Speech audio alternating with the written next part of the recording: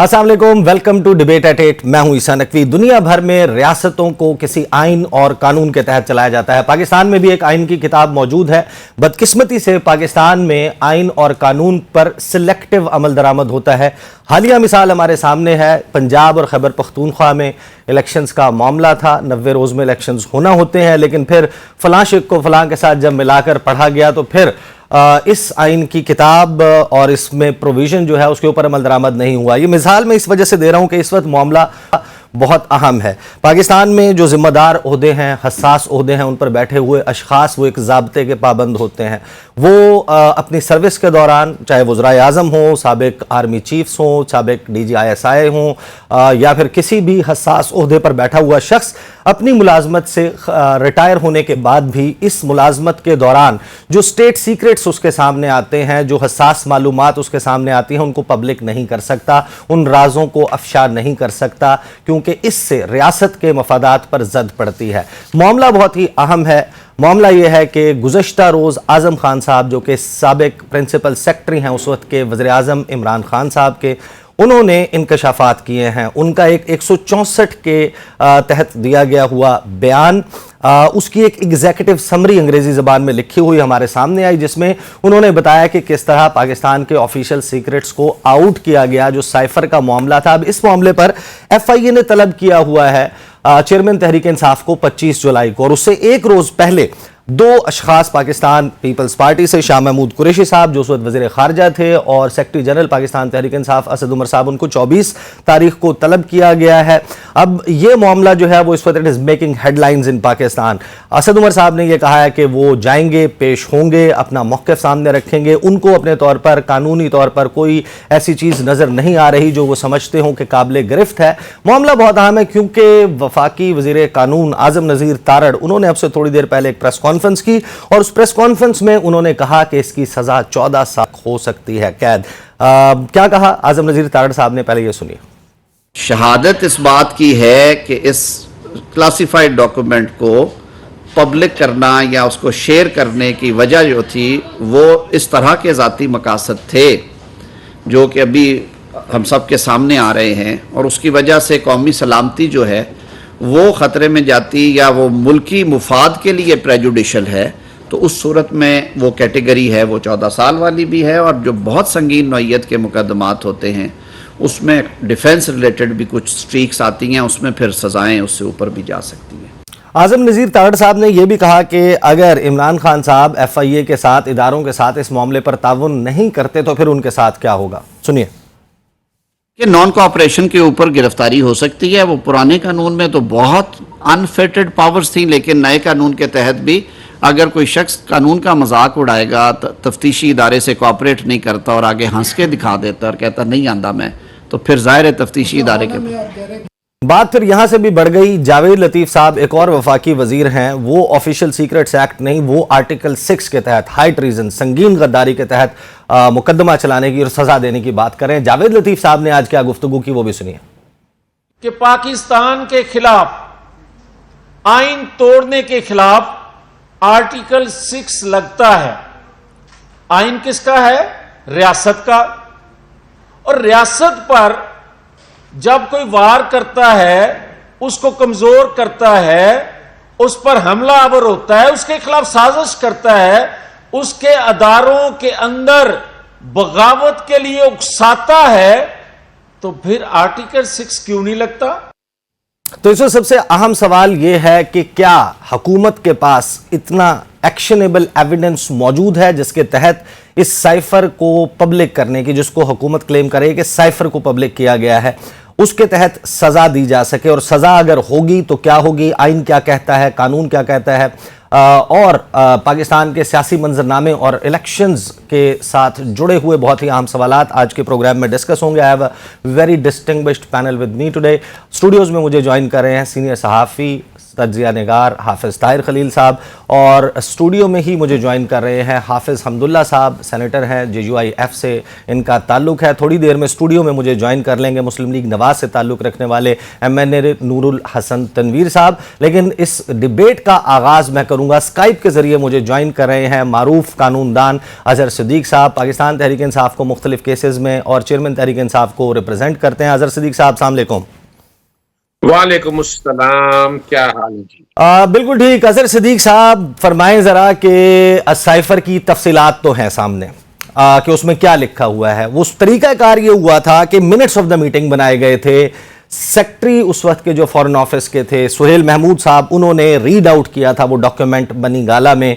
उसके बाद एक स्पेशल खुसूसी इजलास काबीना का बुलाया गया, वहां पर साइफर का कंटेंट रीड आउट किया गया, उसके मिनट्स लिए गए। यही अमल जो है वो नेशनल सिक्योरिटी कमेटी में भी दोहराया गया। सबसे अहम सवाल इस वक्त ये है कि मुझ समेत कोई भी शख्स अभी तक मैंने ऐसा दावा करता हुआ नहीं देखा कि जो ओरिजिनल साइफर की कॉपी है उस तक उसका एक्सेस है वो पब्लिक हो गई, उस पर गवर्नमेंट ऑफ पाकिस्तान लिखा हुआ है, टॉप सीक्रेट लिखा हुआ है, कॉन्फिडेंशियल लिखा हुआ है, कोई डायरी नंबर लगा हुआ है, फॉर आइज ओनली लिखा हुआ है। तो वो डॉक्यूमेंट अगर सामने नहीं आया, सिर्फ मंदरजात सामने आए हैं, तो पाकिस्तान का आइन और कानून क्या कहता है?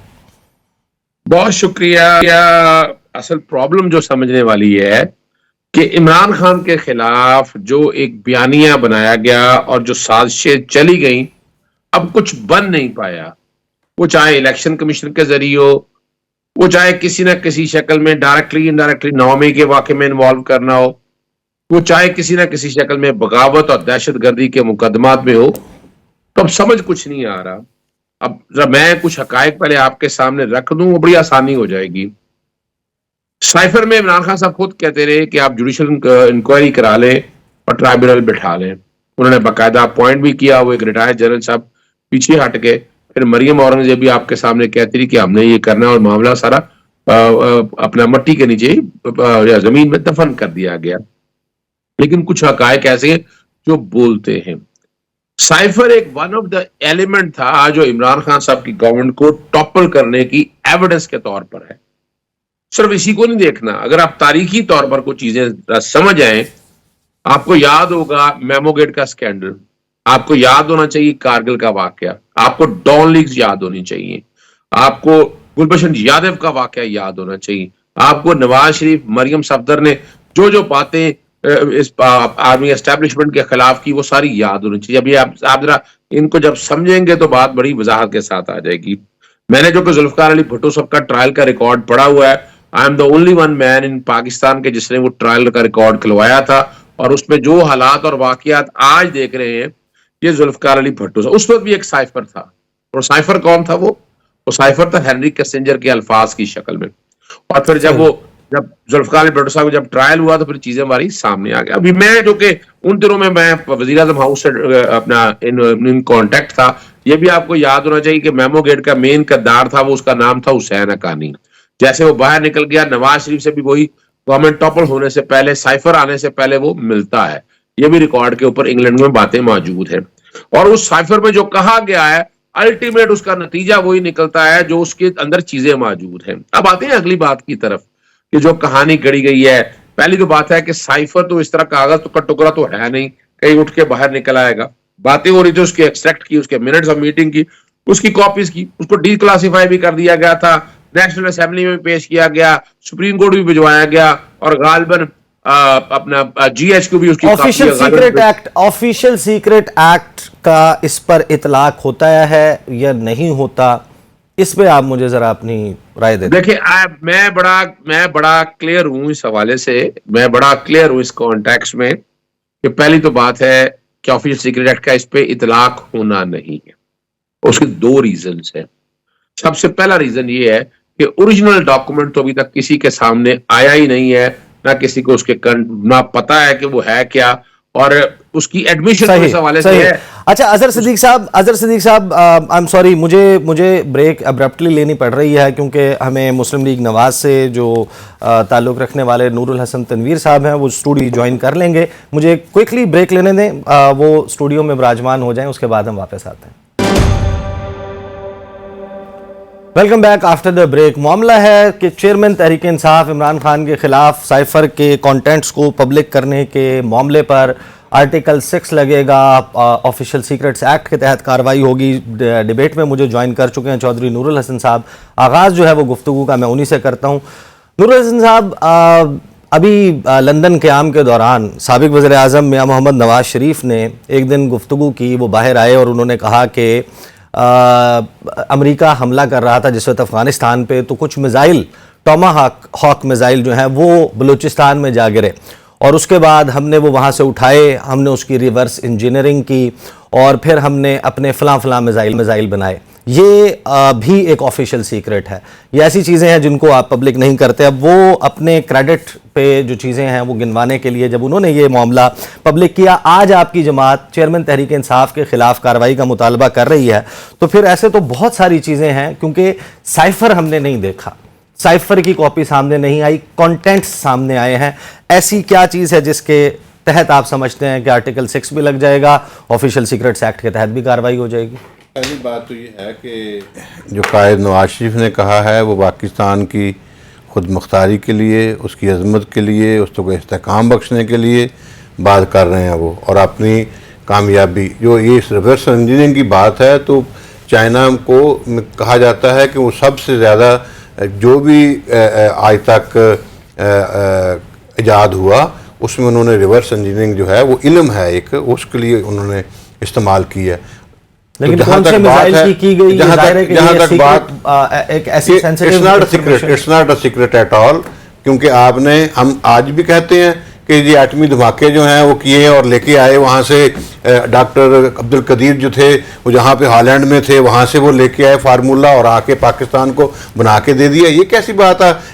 इसकी इन दोनों चीज़ों को जोड़ा ही नहीं जा सकता। नहीं जोड़ने और दूसरी बात, मैं सिर्फ सवाल ये कर रहा हूँ कि आपकी जमात, क्योंकि अब ये हम ये कहते हैं ये बात, ये इंतहाई गलत बात है जो की जा रही है। असल बात की तरफ आए, जो इमरान खान आपके पास है उसको कल सुबह बुलाएं, उसको बोलो लेके आओ कापी, कहाँ है वो जो साइफर जो आया था उसकी असल कापी लेके आओ। वो मुजरिम है, झूठा है, मुजरिम है, आपके सामने चोरी कर रहा है, सीना जोरी से कर रहा है, उसके ऊपर सवाल करने की बजाय आप वहाँ पे पता नहीं कहाँ पे मिला रहे हैं जाके, कौन कोई अक्लमंद आदमी है जो इस तरह इसको मिला रहा है उसके साथ जाके। एक आदमी है वो पाकिस्तान की अजमत के लिए काम करता रहा है, उसने एटमी धमाके किए हैं, पाकिस्तान को सीपैक दिया है, पाकिस्तान के लिए दिन रात काम किया है। एक आदमी है उसने सूटे लगाए हैं, झूठ बोला है, बेईमानी की है, चोरियां की हैं, उस बंदे को आप कहते हैं कुछ ना कहो और फिर हम उसको तकाबली जायजा लेते रहते हैं सुबह से लेकर शाम तक। मेरी नज़र में आपने मेरी ओपनिंग नहीं सुनी, मैंने ऐसा बिल्कुल कुछ नहीं कहा कुछ ना कहो। मैं आपसे ये पूछ रहा हूँ कि एक्शनेबल एविडेंस होता है। मैं कहता हूँ कि उस बंदे को कल सुबह पकड़ ले, उसको बोले इधर आ ले कि आप कितने जो कहाँ है आपके पास जो असल उसकी कापी, हाफिज अब्दुल्ला साहब, क्योंकि उसमें उन्होंने कहा है, उनके जो आजम खान साहब ने कहा है कि जो साइफर की ओरिजिनल कापी थी वो इमरान खान साहब ने रख ली थी और अगले दिन कह दिया कि वो गुम हो गया। तो वो बेईमानी है, झूठ है, उससे आप लें। हाफिज अब्दुल्ला साहब, मुझे बताइएगा, आप जो लोग पाकिस्तान की पार्लियामेंट में बैठते हैं, हम समझते हैं कि बहुत इन्फॉर्म्ड लोग हैं, उन तक बड़ी अहम मालूमात होती हैं। आपकी जमात के कायद ने गुज़श्ता रोज़ इस हवाले से प्रेस कॉन्फ्रेंस भी की। आपके पास क्या इन्फॉर्मेशन है कि एक्शनेबल एविडेंस क्या है कि जिसके तहत ये ट्रायल ये हो सकेगा या सज़ा हो सकेगी? बिस्मिल्लाहिर्रहमानिर्रहीम। अजीब बात है कि अभी भी सबूतों की तलाश है, शवाहिद की तलाश है। अगर कैपिटल हिल पे हमला होता है तो वहाँ हमला करने वाले भी गिरफ्तार हो जाते हैं, उनको सजाएं दी जाती है, और उनका जो मास्टरमाइंड है, जो पीछे पड़े हैं, अगरचे हमलावरों में अमली तौर पर वो शामिल नहीं है, उनको भी सज़ा दी जाती है।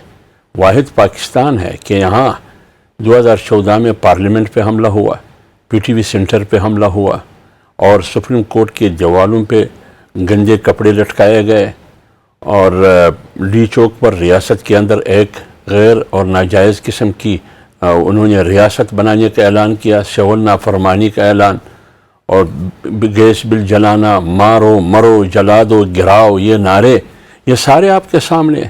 फिर भी बंदा उसके बाद वज़ीर आज़म बना और खैबर पख्तूनख्वा में भी हुकूमत मिली और पंजाब में भी उनको हुकूमत दी गई, फिर भी कहते हैं सबूत और शवाहिद।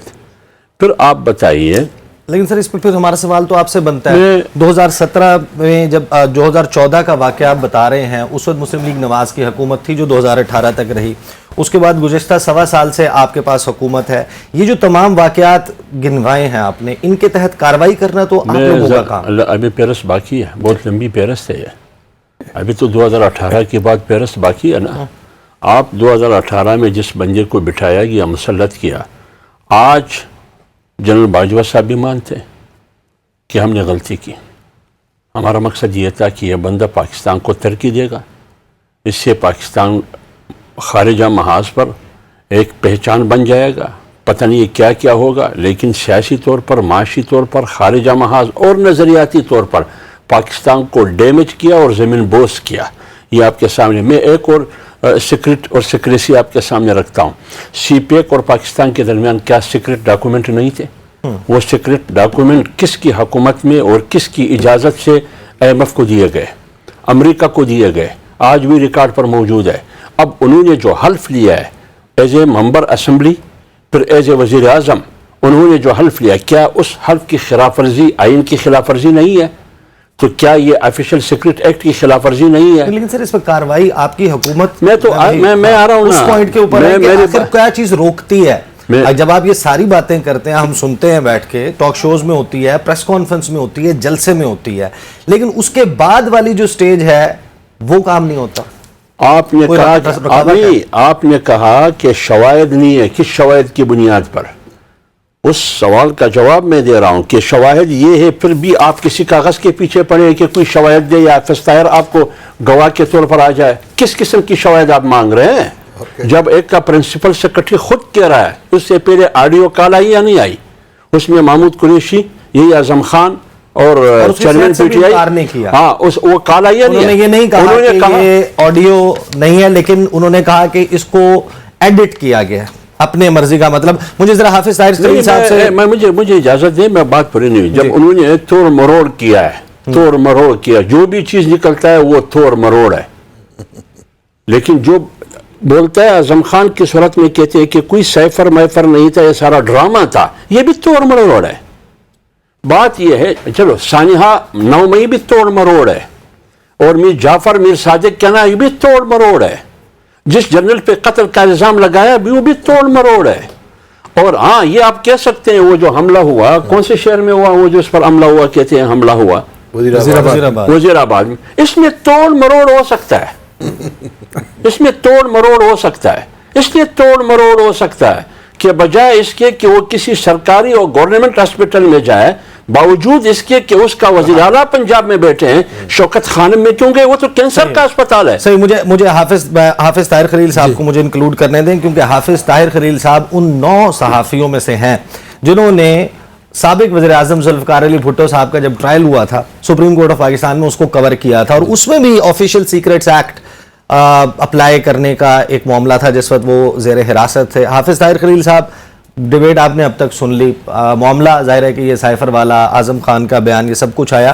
ذرا بتائیے گا کہ از دیر اے کمپیریزن جو بھٹو صاحب والا معاملہ تھا یہاں پہ؟ ایسا بات یہ ہے کہ یہ ایک سیکوینس ہے کہ 4 جولائی 1977 میں جب بھٹو صاحب کی حکومت کو ٹاپل کیا گیا، اس سے پہلے ایک سائفر کا واقعہ پیش آیا کہ اس سے 6 مہینے پہلے ذوالفقار علی بھٹو ایک سائفر لے کر راولپنڈی میں، راولپنڈی صدر بازار میں USIS کی بلڈنگ کے سامنے آئے.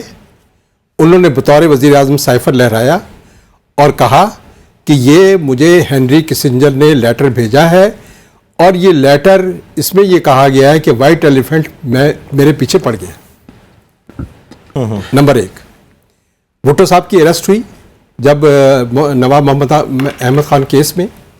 اس کے بعد ایز اے پرزنر ان سے ایک ڈاکومنٹ مانگا گیا. ڈاکومنٹ کیا تھا؟ حمود الرحمان کمیشن رپورٹ بھٹو صاحب سے مانگی گئی. بھٹو صاحب نے کہا وہ تو میرے پاس نہیں ہے. ریڈ ہوا نوڈیرا ہاؤس پر، وہاں سے وہ ڈاکومنٹ نکالا گیا. بھٹو صاحب قیدی تھے، آفیشیل سیکرٹ ایکٹ ان پر لاگو کیا گیا تو نہیں چلا، نہیں ہوا. بے نظیر بھٹو کے سیکریٹری، پرنسپل سیکریٹری احمد صادق، انہوں نے پرائم منسٹر کے خلاف اقبالی بیان دیا بے نظیر بھٹو کے خلاف، کیا بنا اس کا؟ ایک اور میاں صاحب کے جو اس وقت کے ایک وزیر تھے، انہوں نے میاں صاحب کے خلاف بیان دیا، اسحاق ڈار صاحب نے 164 والا بیان حدیبیہ دیا، والا، حدیبیہ پیپر مل کے کیا ہوا؟ جو کچھ ہوا، دیکھیں یہ بیانات منی لانڈرنگ والا بھی معاملہ جو ہے وہ نمٹ گیا ہے۔ جب نون لیگ کو تو اس معاملے پہ تو کلین چٹ مل گئی ہے۔ یہ جو ایک معاملہ خان صاحب کے دور حکومت میں شروع ہوا تھا، آج اس میں تقریباً تمام لوگوں کی میرے خیال ہے کہ بریت جو ہے وہ بھی ہو گئی ہے۔ تو صورتحال یہ ہے کہ یہ واقعات جو ہے، اگر آپ ان کا ایک تسلسل دیکھیں تو یہ کوئی نئے واقعات نہیں ہے۔ یہ جو عمران خان کے خلاف یا خان صاحب کے خلاف سائفر کا معاملہ آیا ہے، دیکھیں یہ ڈاکومنٹ جو ہے یہ تو کیبنٹ کے سامنے بھی وہ کہتے رکھا گیا، انہوں نے نیشنل سیکورٹی کمیٹی میں بھی اس کو ڈسکس کیا، ظاہر ہے جب ڈاکومنٹ سامنے آیا تو پھر اس کے بعد کیا رہا وہ صحیح۔ طاہر خلیل صاحب بڑے تحمل سے سن رہے ہیں، اظہر صدیق صاحب بڑی دیر سے۔ اظہر صدیق صاحب، آپ نے میرے تمام جو پینلسٹ ہیں اسٹوڈیو میں موجود ہیں ان کی گفتگو سنی۔ حافظ حمداللہ صاحب تو کہہ رہے ہیں کہ یہ سارا توڑ مروڑ جو ہے نا یہ والا کام، ظاہر ہے کہ پاکستان میں آج تک آئین کی خلاف ورزی پر کسی کو سزا نہیں ہوئی، یعنی کہ ایگزیکیوٹ نہیں ہوئی، سزا سنائی تو گئی لیکن اس پر عمل درآمد نہیں ہوا۔ اب یہ بڑا سنگین معاملہ ہے جو آئین کی خلاف ورزی اور آرٹیکل 6 کی باتیں ہو رہی ہیں، آپ کس طریقے سے اب اس پہ جواب دیں گے؟ بہت شکریہ، بڑا مشکل ہے۔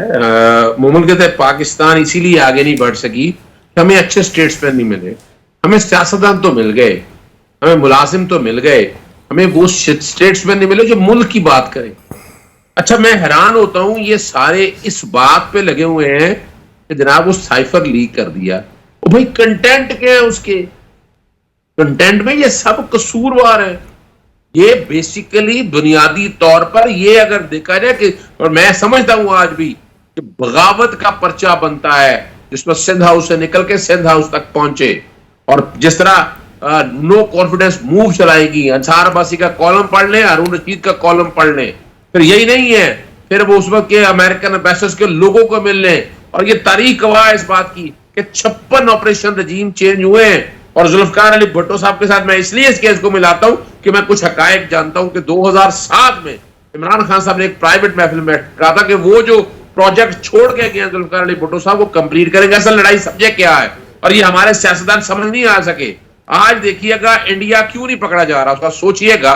جب رشیا توڑا گیا تو ہم لوگوں میں سے کئی نے اس کی مخالفت کی تھی اس بات کی، اور انڈیا نے، بھارت نے رشیا کے ساتھ چلا اور اپنی ایک پوزیشن لا کے آج امریکہ سے آنکھوں میں آنکھیں ڈال کر بات کر رہا ہے۔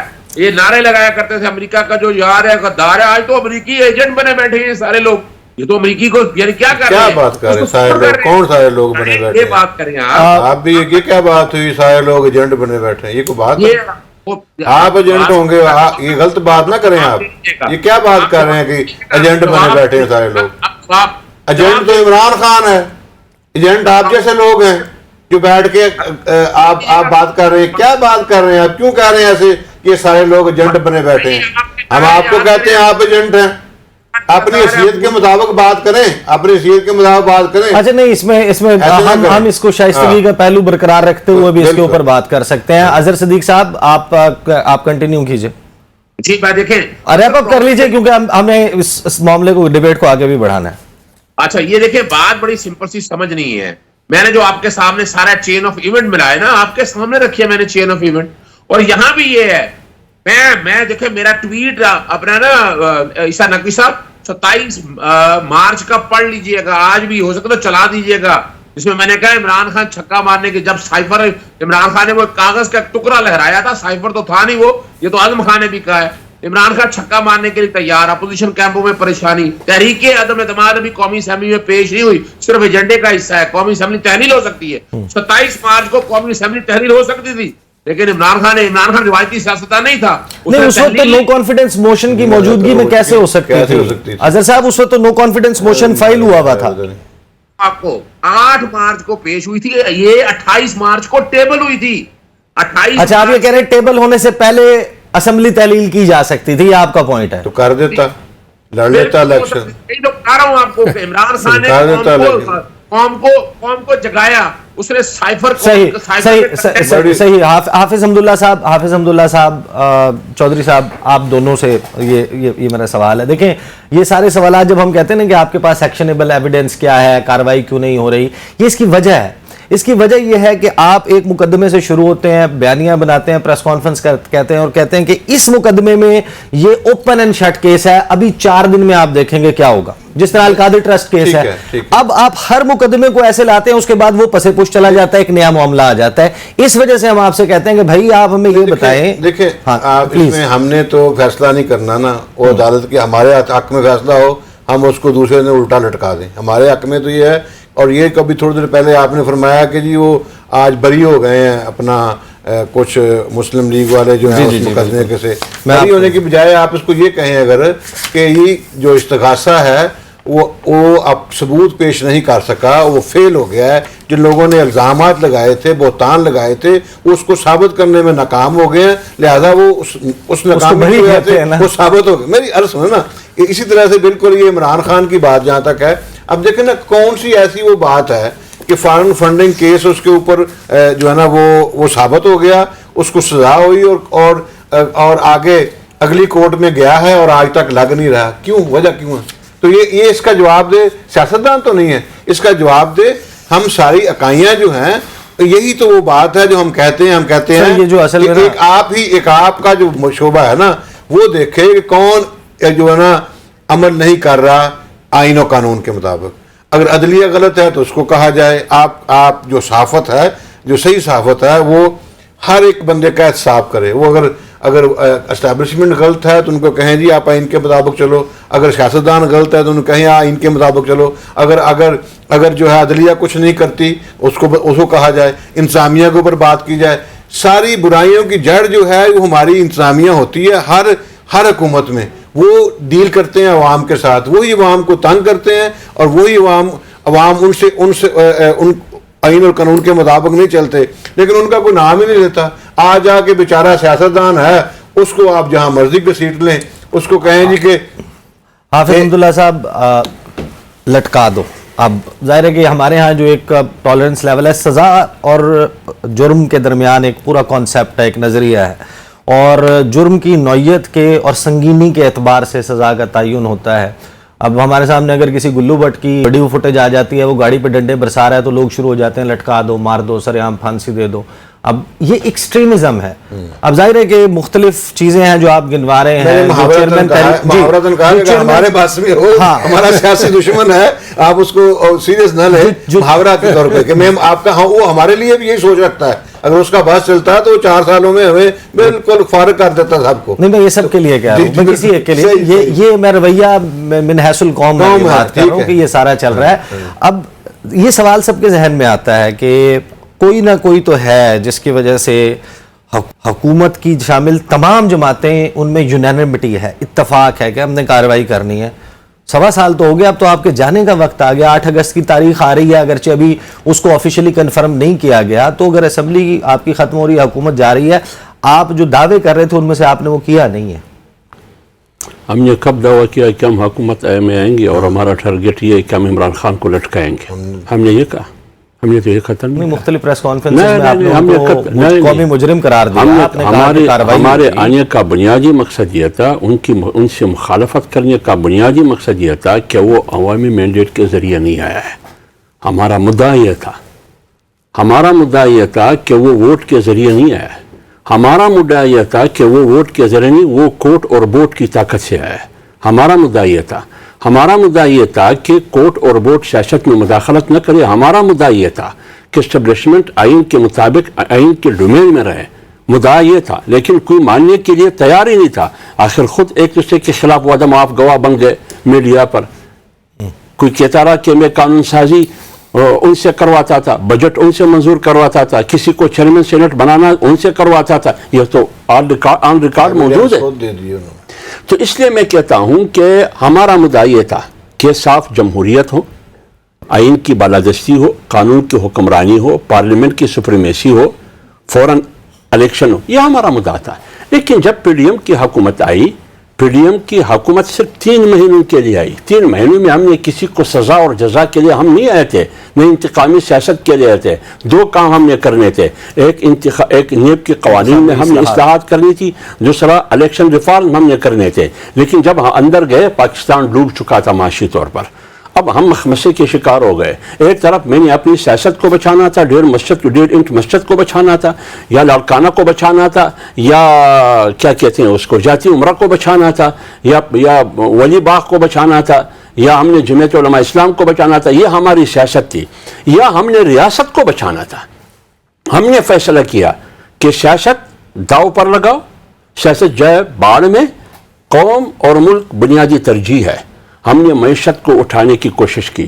انہوں نے پاکستان کو اقتدار میں بھی ڈیفالٹ کرنے کی اور ان کو معاشی طور پر تباہ کرنے کی وہ تمام اقدامات کیے جو آپ کے سامنے میں وہ نہیں دہراتا ہوں. لیکن جب یہ حکومت سے چلے گئے, ان کو رخصت کیا گیا, ان کی سابقہ وزیر خزانہ شوکت ترین 2 وزرائے خزانہ صوبے کو کیا کہتا رہا, کیا مقصد تھا اس کو, جائے باڑ میں پاکستان, اصل بات خان کی ہے. تو اس لیے میں کہہ رہا ہوں کہ ہم اس کے لیے نہیں آئے. آج الحمدللہ پاکستان ڈیفالٹ ہونے سے بچ گیا, پاکستان سری لنکا بننے سے بچ گیا. یہ ہمیں یقین ہے کہ ہم نے سیاسی طور پر نقصان کیا, ہمارے ووٹ بینک کو نقصان ہوا, لیکن جو کچھ ابھی ان کے ساتھ ہو رہا ہے یہ نہ پی ڈی ایم کر رہا ہے, نہ پی ڈی ایم کی حکومت کر رہی ہے, نہ یہ حکمران اتحاد کر رہا ہے, نہ حکمران اتحاد جماعتوں پر شامل حکومت کر رہی ہے. یہ ان کی اپنا کرتوت ہے. سائیں ہم ہی پی ڈی ایم نے ان کو کہا کہ جاؤ آپ دعویٰ بولو. پی ڈی ایم نے ان کو کہا, پی ڈی ایم نے تو نہیں کہا اس کو. کیا ایک منٹ, تو شاہخانہ سے جو کچھ چوری کیا گیا کیا پی ڈی ایم نے ان کو کہا؟ فارم پنڈنگ کیس میں کیا پی ڈی ایم نے ان کو کہا؟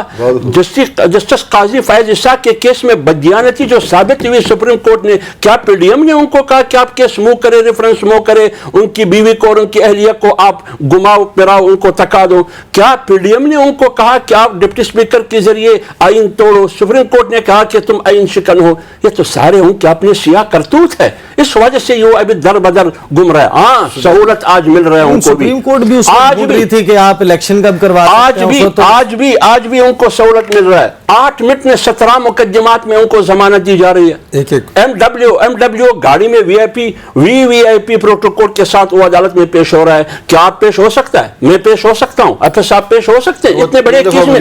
پھر کہتے ہیں کہ جاؤ فلان بنگلے میں, اس کے لیے کمپنی بھی مہیا کرتے ہیں, بزنس بھی اس کے لیے تشکیل دیتے ہیں. 10 لوگ, وہ بھی 10 لوگ, 9 بھی نہیں, 11 بھی نہیں, 10 لوگ. اور ٹیلی فون بھی آپ کر سکتے ہیں. 11 پہ اعتراض نہ ہوتا, 10 پہ آپ کا اعتراض ہے. اس میں مجھے بریک لینی ہے. میں آپ کی بہت ساری باتوں سے ڈس ایگری اور بہت ساری باتوں سے ایگری کرتا ہوں, لیکن ظاہر ہے کہ آپ کا اپنا موقع ہے, میں اس کی ریسپیکٹ بھی کرتا ہوں. لیکن ایک بات بہت اہم ہے اس میں کہ جو حکومت میں شامل جماعتیں, انہوں نے ڈیفالٹ کی باتیں چل رہی تھیں. سال 2022 میں کیا سچویشن تھی, آج کیا سچویشن ہے, اس کو کمپیئر کر لیں. دوسرا یہ کہ جس دن خیبر پختونخوا کے کسی مقام کے اوپر وزیر اعظم شہباز شریف نے کھڑے ہو کر کہا تھا نا کہ میں اپنے کپڑے بیچوں گا اور آٹا سستا کروں گا, یہ بات طے ہے کہ ان کے جانے کا وقت آ گیا. آٹا اس وقت سے بہت مہنگا ہو چکا ہے. پاکستان نے تو ڈیفالٹ نہیں کیا, لیکن عوام ڈیفالٹ کر گئی ہے. بات کریں گے آفٹر دا بریک الیکشنز کے پراسپیکٹس کے حوالے سے. Welcome back after the break. آج الیکشن کمیشن کے اسپیشل سیکریٹری ظفر اقبال صاحب کا ایک بڑا انٹرسٹنگ بیان سامنے آیا. انہوں نے یہ کہا ہے کہ 12 اگست کو اگر اسمبلی تحلیل ہوتی ہے تو 11 اکتوبر سے پہلے الیکشن کروا دیں گے. واٹر مارک والا پیپر جو ہے اس کی خریداری کا عمل شروع کر دیا گیا ہے. سیکیورٹی اہلکار لازمی ملیں گے. الیکشنز ہوں گے پرانی حلقہ بندیوں کے مطابق اور تمام اداروں سے رابطہ ہے. ڈی آر او اور آر او کے لیے عدلیہ سے رجوع کر لیا ہے. الیکشن کے لیے مکمل تیار ہیں, مواد تیار کر رکھا ہے. رجسٹرار ہائی کورٹ سے آر اوز کے لیے درخواست کی ہے. بڑی تفصیل انہوں نے سامنے رکھی ہے, لیکن اس وقت ابھی بھی شکوک موجود ہے کہ کیا الیکشنز وقت پر ہو پائیں گے, اور اگر یہ اکتوبر کی تاریخ ہے تو کیا میاں محمد نواز شریف وہ واپس آ پائیں گے اور آ کر الیکشن مہم چلا پائیں گے. یہ 55 دن کا 56 دن کا یا 2 مہینے کا اگر ٹوٹل پروسیس ہے تو یہ 60 مہینے تو بہت کم رہ گئے. ان کو یہاں پر پریکٹیکلی اس وقت ہونا چاہیے تھا اور اس وقت الیکشنئرنگ کا آغاز تقریباً اس کیمپین کا ہو جاتا, لیکن ایسا ہوا نہیں ہے. حافظ طاہر خلیل صاحب, وٹ از دا بز کہ نگران حکومت ابھی بھی لوگوں کے ہاں شکوک موجود ہے کہ نگران حکومت آئے گی, اس میں ایک معیشت دان ہوگا جو لیڈ کر رہا ہوگا, اور پھر بھول جائیں 1 سال تک الیکشن نہیں ہوگا. Exactly what is going on, کیا چیم گوئیاں چل رہی ہیں؟ دیکھیں یہ ساری چیم گوئیاں اس وجہ سے چل رہی ہیں کہ چونکہ آئین کے مطابق لیڈر آف دی ہاؤس اور لیڈر آف دی اپوزیشن دونوں نے مشاورت کرنی ہے. تو صورتحال یہ ہے کہ جو لیڈر آف دی اپوزیشن ہے ان کے بارے میں سب کو معلوم ہے کہ چونکہ فرینڈلی اپوزیشن ہے اور ان کی نون لیگ کے ٹکٹ پہ الیکشن بھی لڑنا ہے, الیکشن ہمارے اپوزیشن لیڈر نے. تو اس لیے معاملات جو ہیں وہ صرف پرائم منسٹر تک محدود ہیں, اور صرف پرائم منسٹر کا مطلب یہ ہے کہ ان معاملات میں 3 جو شخصیات ہیں اس میں پاکستان پیپلز آصف علی زرداری, میاں نواز شریف, مولانا فضل الرحمان اور میاں شہباز, یہ وہ لوگ ہیں جنہوں نے نگران حکومت قائم کرنی ہے. نہیں, مولانا فضل الرحمان سے نہیں وہ مشورہ کر رہے, وہ بڑے ناراض بیٹھے ہوئے ہیں, وہ کہتے ہیں نہیں, مولانا فضل الرحمان کسی اور وجہ سے ناراض ہیں, وہ ایک علیحدہ کہانی ہے اور ایک علیحدہ سٹوری ہے کہ وہ کیوں ناراض. چلیں ڈائریکٹ پوچھ لیتے ہیں, آپ صدر بنا سکتے ہیں مولانا فضل الرحمان؟ بسم اللہ. نہیں, صدر کے علاوہ بات یہ ہے, 2 باتیں. ایک تو بات یہ ہے کہ انشاءاللہ تعالیٰ میاں نواز شریف جو ہیں وہ 10 اگست اور میکسیمم جو ہے 14 اگست تک انشاءاللہ پاکستان ہوں گے. لیں جناب, پہلی مرتبہ ہمارے سامنے ہم ان کا بھرپور استقبال کریں گے. آپ نے ایک سرکولر جاری کیا, وہ اسی وجہ سے ہوا آپ کی پارٹی کا سرکولر. انشاءاللہ جو ہے وہ تاریخ ساز جو ہے ان کا استقبال ہوگا. اور یہ جو واہ واہ کر رہے ہیں بھائی میرے, یہ بھی انشاءاللہ تعالیٰ اس دن بھی واہ واہ کریں گے. تو یہ اچھا, اس میں اگر کوئی انٹرسٹنگ آپ کے پاس چیز ایڈ کرنے کے لیے نا, وہ سن لیں ذرا. مجھے کوئی بات کر لینے دیں, پھر آپ کر لیجیے گا. ہاں جی, تو آپ فکر نہ کریں انشاءاللہ. میں یہ چاہوں گا کہ یہ جو ہے وہ جب آ جائیں تب واہ واہ کریں کہ واہ جی واہ, جو انہوں نے دعویٰ کیا تھا وہ پورا کر دیا, اور ہمیں شاباش دیں. اظہر صدیق صاحب, 10 اگست سے 14 اگست کے درمیان سابق وزیر اعظم میاں محمد نواز شریف پاکستان میں ہوں گے انشاءاللہ تعالی. آپ بتائیں, آپ کو لگتا ہے کہ ہوں گے؟ اصولی طور پر تو ڈوب مرنے کا مقام اس لیے ہے کہ جھوٹ بول کر 4 ہفتے کے لیے گئے تھے. ہم لعنت بھیجتے ہیں آپ کے اوپر بھی اور آپ کے جھوٹ کے اوپر بھی. آپ بکواس کر رہے ہیں. میں یہ کوئی بات ہے بلا کہ جھوٹ بول کے گئے تھے؟ تمیز کے دائرے میں رہ کے بات کرو یار. پتہ نہیں تم کس قسم کے تبصرہ نگار ہو, تمہیں تو نہیں, تبصرہ نگار ہو. یہ کیا بات ہوئی پلیز اپنی ٹرن پہ بات کریں, تمیز کے دائرے میں بات کرے. وہ آپ اپنی کوئی بات ہے, آپ اپنی ٹرن اپنی ٹرن میں بات کرو. یار آپ تمیز سے بات کرو. آپ پرنو خان تم بڑے ہو جا کر رہے بڑا. اچھا نہیں, بول کے گئے تھے, ہم مہذب انداز سے بھی اس میں بات کر سکتے ہیں. وہ تمہارے مامے عمران خان ان کو بھیجا ہے, وہ وزیر اعظم پاکستان تھا, اس کو چاہیے تھا کہ وہ روک لیتا. اس نے کیوں نہیں روکا, کیوں سائن کیے اس کے اوپر؟ اچھا, ان کو گفتگو اب ان کو کمپلیٹ کرنے دیں. اظہر صدیق صاحب پلیز کنٹینیو. دیکھیں, بات اتنی ہے کہ اگر محب وطن لیڈر ہوتے نا تو 4 ہفتے کے لیے گئے تھے, اور 4 ہفتے کے لیے عدالت نے کہا تھا, اور بیمار لے گئے تھے, کوئی علاج آپ نے سب جھوٹ اور فراڈ اور فریب سامنے آ چکا. پاکستان میں واحد آدمی ہے. تم تبصرہ نگار کون ہے یہ بندہ یار؟ نہیں, دیکھیں ان کا سوال ہے, آدمی ہے یہ تو ان سے بھی برا ہے جو آپ ان کا حق چھین سکتا ہوں. میں نے کب کو بات کی ان کو, میں کہہ رہا ہوں کہ یہ بدتمیزی سے بات کر رہا ہے تو پھر ٹھیک ہے. یہ کیا بات ہوئی یار؟ آپ غلط بات کر رہے ہو. اچھا چلیں, آپ ایسے بات نہیں کرنی چاہیے. آپ کہیں جی جھوٹ کی بجائے آپ غلط بیانی کہہ سکتے ہیں, کوئی تھوڑا نرم چلیں جی, نرم الفاظ کا استعمال کریں. اظہر صدیق صاحب, آپ کی جتنی گفتگو ہے اب آپ اس کو تھوڑا سا وہ کہہ رہے ہیں کہ نرم الفاظ میں آپ کو بات کرنی ہے, وہ آپ اس کے دائرے میں رہ کریں. انہیں اشتہاری ڈکلیئر کیا ہوا ہے, ایبسکونڈر ہے جس کو پنجابی میں بھگوڑا کہتے ہیں. انہوں نے اشتہاری میں نے نہیں ڈکلیئر کیا, عدالتوں نے ڈکلیئر کیا ہوا ہے. وہ آپ جیسے بھگوڑے جو لوگ ہیں نا, انہوں نے کیا ہوا ہے. آپ کی حیثیت کیا ہے؟ ایک عوام کے منتخب نمائندے کو کروڑوں لوگ اس کو چاہتے ہیں, پارٹی کو بیٹھ کے 2 ٹکے کا تمہارے جاتا, اب بندہ اٹھ کے کہے کہ وہ بھگوڑا ہے. Please I'll divert the question. فی الحال پروڈیوسر صاحب دونوں مائکس کی والیوم کو ڈاؤن کر لیں. حافظ طاہر خلیل صاحب, کتنی سخت بات کرنا. وہ کیا سخت بات کر رہے ہیں بھائی؟ چلیں, اظہر صدیق صاحب گزارش یہ ہے کہ اگر آپ تھوڑا سا وہ کہہ رہے ہیں کہ نرم الفاظ میں گفتگو کریں بات کیا جھوٹ کی جگہ آپ غلط بیانی کا لفظ استعمال کر لیں. نہیں اس کو ان کو آپ کے عدالت نے اس کو بھیجا, ان کو آپ کے وزیر اعظم نے کابینہ نے اس کی اجازت دی. اچھا ان کو گفتگو تو کر لیں گے, آپ بالکل اپنے ٹرن کے اوپر رپلائی کیجئے گا, آپ ان کو بات کرنے دیں. اظہر صدیق صاحب بولیے. جی میں دیکھیں یہ ریکارڈ کی باتیں ہیں کہ نومبر 2019 میں 4 ہفتے کے لیے بیماری کا بہانہ بنا کے اجازت لی تھی انہوں نے, اور آج تک بیماری کا علاج انہوں نے کرایا نہیں, اور 2 عدالتوں سے اشتہاری ڈکلیئر ہے. بیماری کا علاج کیا نہیں ہے, بندہ تمہارا وزیر اعظم نہیں رہا, بیماری اس کا ایسا علاج کیا, ڈبل ٹیکا لگا دیا آپ کو. ہاں جی اس کا سر آپ ان کو کمپلیٹ کرنے دینا, میں ایسے یہ بات کرے گا تو میں اس کو بات نہیں کرنے دوں گا. نہیں آپ اپنے ٹرم پہ جو ریپلائی کرنا ہے آپ کیجئے. جی اظہر صدیق صاحب. پہ کون لے جاتا ہے, پارلیمنٹ میں پتہ نہیں کون لے جاتا ہے. چلے چھوڑے اس بات کو. اب دیکھیں ریکارڈ کی باتیں ہیں. ریکارڈ کیا ہے کہ 2 کیسوں میں سزا ہوئی ہے, ایک میں 10 سال ہے, ایک میں 7 سال ہے. وہ جیسے ہی آئے گا ریڈ کارپٹ بچے گا اڈیالہ جیل کا, اسی طرح جائیں گے اڈیالہ جیل کے اندر. ہم اس کو بنائیں گے انشاءاللہ تعالی. اور سن تو لے, جواب دے دینا آپ آ جائیں گے. پھر وہی بات ہے, اڈیالہ جیل جائیں گے, وہاں سے اگر عدالتوں نے اپیل سن لی ان کی تو پھر آ جائیں گے. اور میں کہہ رہا ہوں آپ کو کہ وہ پاکستان نہیں آ رہے, میں چیلنج کر رہا ہوں اس بات کو, یہ نوٹ کر لیجئے گا اکٹھے, یا تو یہ کھانا کھلائے گا یا میں کھانا کھلا دوں گا. ٹھیک ہے, میں آپ کو بکرا کھلاؤں گا اگر ہم غلط ہیں. چلیں آپ بکرے کی آگے چل رہا ہوں. آگے دیکھیے عیسیٰ نقوی صاحب, بات اتنی سی ہے, یہ ساری جو باتیں ہیں نا, یہ ساری جتنی بھی باتیں کی ہیں, ملک کی معیشت, میں نہیں کہہ رہا, ورلڈ اکانومی کے جو فورم ہے انہوں نے بتایا کہ عمران خان کے دور میں ایک ریکارڈ ترقی ہوئی ہے.